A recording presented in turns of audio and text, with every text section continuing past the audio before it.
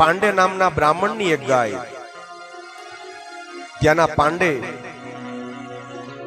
એ બ્રાહ્મણની ગાય ઈ રોજ જતી ગામમાંથી ત્યાં દૂધ દેવા માટે ઓટોમેટિક ગાય જાય ત્યાં, પણ કોઈને ખબર નહીં કે દૂધ ક્યાં જાય છે.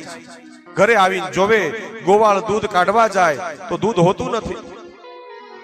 બ્રાહ્મણ દેવતા વિચાર કરે કે આ દૂધ જાય છે ક્યાં. એક વખત પાંડે નામના બ્રાહ્મણ ધીરે ધીરે ગાયની પાછળ જાય, પણ જે ગાય છે દૂધ ચડાવે. આશ્ચર્ય થયું, શંકા ગઈ કે આ જગ્યા ઉપર શું કામ ગાય આવીને દૂધ ચડાવે. બધા આચાર્યોને બોલાવ્યા. એક આચાર્ય આવ્યા, એનું નામ છે વલ્લભાચાર્ય. એને પૂછવામાં આવ્યું કે દૂધ શું કામ અહીંયા ચડાવે છે. તપાસ કરી એક શિલા નીકળી, ત્યાં ભગવાનનું વિગ્રહ એટલે ભગવાનનો હાથ નીકળ્યો છે, વિગ્રહ છે. એને આપણે નાથક દ્વારા જેને આપણે કહીએ છીએ એ જ પ્રકટ ત્યાં જ થયું છે. એ શ્રીજી બાપા. બોલો ગિરિરાજ ધરણ કી. વડીલો આગળ આવ્યા, શૃંગાર કરે છે ભગવાન ગિરિરાજનો, એની પૂજા કરે છે. અન્નકૂટ કહેવાય છે.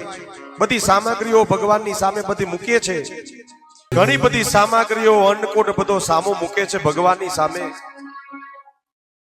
અને સામે મૂકતા જ અંદરથી અન્નકૂટમાંથી અવાજ આવે છે.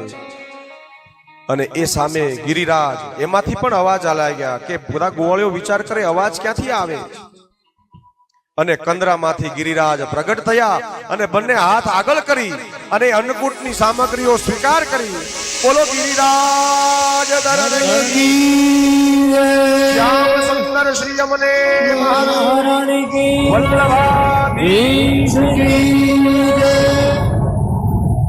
પ્રગટ થઈ ગયા અને ગોવાળીઓ કહે છે કે કાના લપક તારી જેવા લાગે છે, જોતો જરાક પ્રગટ તો થયા. આ ડબલ રોલમાં કામ ચાલુ છે. સામે કૃષ્ણ પણ છે અને સામે ગિરિરાજ પણ છે. અને આનોહર કરી બધી વસ્તુઓ સામગ્રી લેવા લાગ્યા. તેટલું જ નહીં, બરસાનામાં એક ડોશીએ રોટલો બનાવ્યો હતો, ત્યાંથી હાથ ચડાવે છે, હાથ લે છે અને હાથમાંથી રોટલો લઈને એ ગિરિરાજ પ્રસાદ ગ્રહણ કરે છે.